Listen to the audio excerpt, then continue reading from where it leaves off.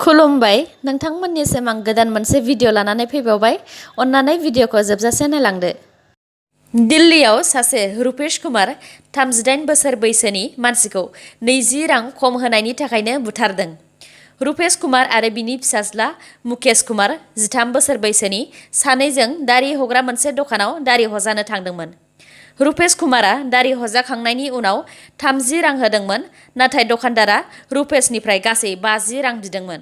रुपेश कुमारा 20 रांखौ उनाव होसिगोन होननानै दखाननिफ्राय ओंखारलांनायावनो दखानदार बिदा आरो फंबाय सानैया लोगो नांनानै रुपेश कुमारखौ थैजासे बुयो। रुपेशनि फिसाज्ला मुकेशआ बोखानो नाजासेयावबो बोखानो हायाखैमोन। दा मुकेशनिनो स्टेटमेन्ट लानानै दिल्ली पुलिसआ सानै दखानदार सन्तोष आरो सरोजखौ एरेस्ट खालामबाय। UBPO इउनाइटेड बर' पिपल अर्गानाइजेशन एबा खौसेथि बर' सुबुं आफाद, बे आफादनि 3 एग्जिकिउटिभ मेम्बारफोरखौ सासपेन्ड खालामबाय एबा होखारबाय। बिसोर 3नि मुङा नबिसान बसुमतारी, सम्बारू मुसाहारि आरो सतीश बसुमतारी।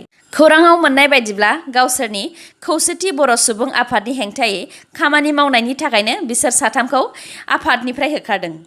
इउनाइटेड बर' पिपल अर्गानाइजेशनआ 27 जानुवारि 2020 मायथाइयाव जानाय बिटिआर एकर्डनि सिगनेटारि होग्राफोरनि मादाव मोनसे आफाद।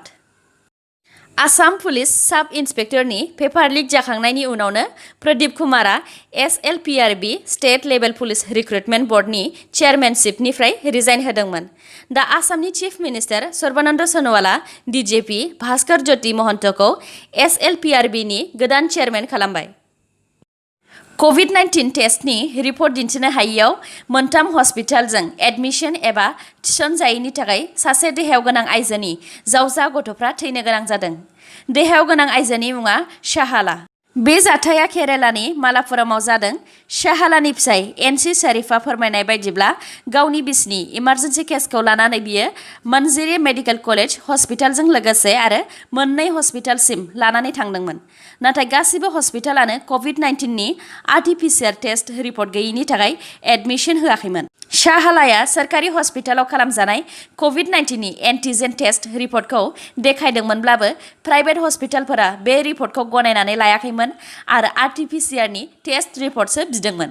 RT-PCR टेस्ट रिपर्ट दिन्थिनो हायैनि थाखायनो बिसोरो 14 घन्टा गिदिंथिंनानै उनाव मक्कमनि KMCT हस्पिटालाव एडमिशन मोनदोंमोन। बे समाव गोबां लेट एबा उन जाखाबायमोन। उनाव डक्टरा जावजा गथ' सानैखौ थैनायनि खौरांखौ फोरमायो। बे जाथायखौ लानानै केरालानि हेल्थ मिनिस्टार KK शैलजाया हेल्थ सेक्रेटारिखौ नायबिजिरनानै रिपर्ट गथायनो थाखाय बिथोन होबाय। आसामनि गिबिसिन आरो सासेल' हिन्जाव चिफ मिनिस्टार जानो हानाय शाहिदा आनवारा तैमुरा मैया जोबथा हां लाबाय। बिथां शाहिदा आनवारा तैमुरा आसामनि गिबिसिन आरो सासेल' चिफ मिनिस्टार जानो हानाय आइजोमोन। लोगोसे बिथाङा खेबब्रै MLA जादोंमोन, आसाम PWDनि मिनिस्टारबो जादोंमोन आरो 6 दिसेम्बर 1980 निफ्राय 30 जुन 1981 1981 आसामनि चिफ मिनिस्टार जादोंमोन। बिथाङा इन्डियान नेशनेल कंग्रेस पार्टीनि लिडारमोन। बिथां शाहिदाया 84 बोसोर बैसोआव मैया जोबथा हां लाबाय। बिथाङा अस्ट्रेलियायाव गावनि फिसाज्लाजों थायोमोन आरो बेयावनो जोबथा हां लाबाय। इउनियन र'ड ट्रेन्सपर्ट मिनिस्ट्रिया मोनसे गोदान नटिफिकेशन होबाय। 1 अक्ट'बरनिफ्राय गारिनि डकुमेन्ट्स जेरै driving licence, RC, insurance, pollution बेफोर गासैखौबो मोनसे पर्टेलनि गेजेरजों अनलाइन मेनटेन खालामसिगोन। ट्राफिक पुलिसआ मोनसे डिभाइस एबा स्मार्टफनाव थानाय सफ्टवेयाराव गारिनि रेजिस्ट्रेशन नाम्बारखौ होयोब्लानो एबा थुबानो गारिनि गासैबो डिटेल्सखौ नायनो हासिगोन। 1 अक्ट'बरनिफ्राय गोदानै बानायनाय ड्राइभिं लाइसेन्स आरो RCआ इन्डियानि गासैबो जायगायावनो एखे जाजोबसिगोन आरो बे ड्राइभिं लाइसेन्स आरो RCआव मोनसे माइक्र'चिप थागोन जेराव QR क'ड आरो NFC क'ड थागोन। बे माइक्र'चिपनि गेजेरजों गभर्नमेन्टआ गारिनि गासै रेकर्डखौ मेनटेन खालामगोन एबा सामलायगोन। बिनि अनगायैबो सिगांनि गोजाम ड्राइभिं लाइसेन्सखौबो आपडेट खालामनांनोबो हागौ। बे इउनियन र'ड ट्रेन्सपर्ट मिनिस्ट्रिनि गोदान नियम लाबोनायजों ट्राफिक पुलिसनि रां जाख्ल'नाया खम जागोन आरो खावनानै गारि सालायोबा बेखौ हमनायाव गोरलै जागोन।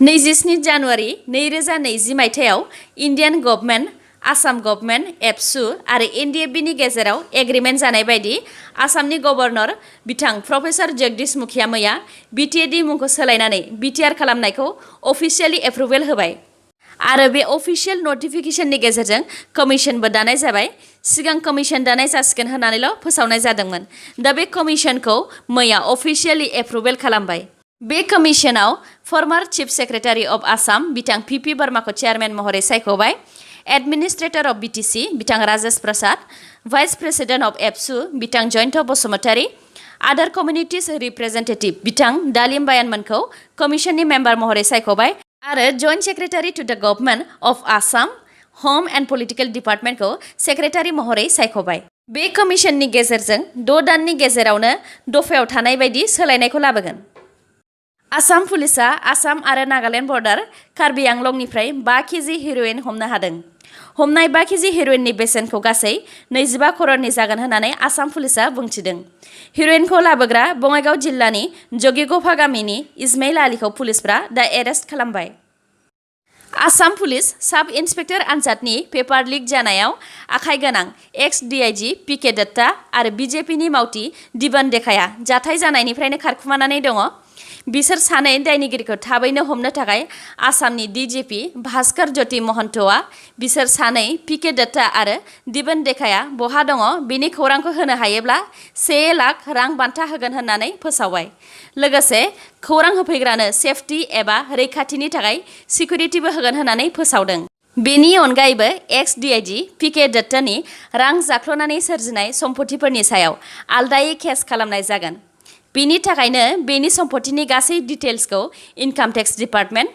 इनफर्समेन्ट डाइरेक्टरेट आरो डाइरेक्टरेट अफ रेभिनिउ इन्टेलिजेन्सनो दैथायहरबाय होननानै फोरमायदों क्राइम ब्रान्चआ पेपार लिक जानायाव आखाइ गोनांफोरखौ दासिम गासै 19 जन एरेस्ट खालामबाय बे 19नि मादाव 4आ सिआइडि अफिसार आसामनि चिफ मिनिस्टार सर्बानन्द सन'वालआ आसाम पुलिस साब इन्सपेक्टरनि परीक्षाखौ 15 नभेम्बर 15 नभेम्बरनि सिगां खुंफुंनानै होनो थाखाय बिथोन होदों लोगोसे पेपार लिक जानायाव आखाइ गोनांफोरखौ रावखौबो हगारनाय जानाय नङा होननानैबो फोरमायथिदों मेक्सिक'नि गुआनाजुआट'नि जौ लोंग्रा बाराव गुलि गावग्लुंनायाव 11 जन थैदों आरो सासेया दुखु मोनदों जायगानि नुग्राफोरा खोन्थानाय बायदिब्ला गुलि गावग्राफोरा गोबां गारिजों फैनानै बाराव हाबफैनानै बाराव खामानि मावग्रा आरो बाराव थानाय मानसिफोर एबा कास्टमारफोरखौ गुलि गावफैदों खौरांनि बायदिब्ला ड्राग्स फालांगिफोरनि गावसोरनि सुथुर थानायनि थाखायनो बे गावलायलायनाया जादों मुम्बाइनि सासे 35 बोसोर बैसोनि हिन्जावा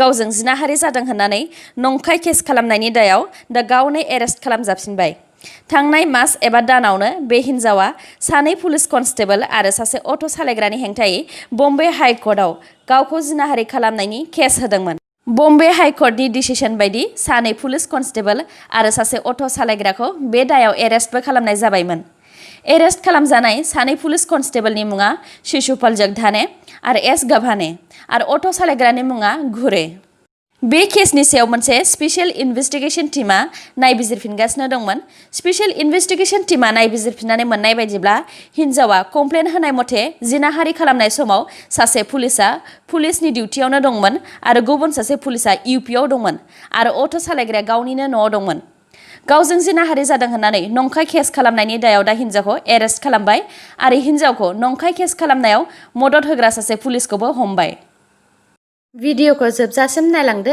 आरो नोंथांमोना दासिमबो आंनि चेनेलखौ साबस्क्राइब खालामाखैबा अन्नानै साबस्क्राइब खालामनानै लादो लोगोसे बेल आइकनखौ क्लिक खालामदो जाहाथे गोदान गोदान भिडिअ लानानै आं नोंथांमोननिसिम फैनो हायो जोबनायाव दङ इन्डिया आरो आसामनि कर'नानि आपडेट इन्डियायाव दासिम 61,43,019 नि देहायाव कर'ना पजिटिभ मोनबाय थैनाया गासै 96,351 हामनाया गासै 50,98,573 जन आसामाव दासिम 1,73,629 नि देहायाव कर'ना पजिटिभ मोनबाय हामनाया गासै 1,42,297 दासिम 30,662 नि देहायाव कर'ना एक्टिभ जानानै दङ थैनाया गासै 667 जन आसामाव मैया सानसेयाव कर'नाजों गासै 12 जन बा 12 जन थैदों दिनैनि निउसआ एसेनोसै गाबोन आरो गोदान निउसजों लोगो मोनफिनबावगोन नोंथांमोना दासिमबो आंनि चेनेलखौ साबस्क्राइब खालामनानै लायाखैबा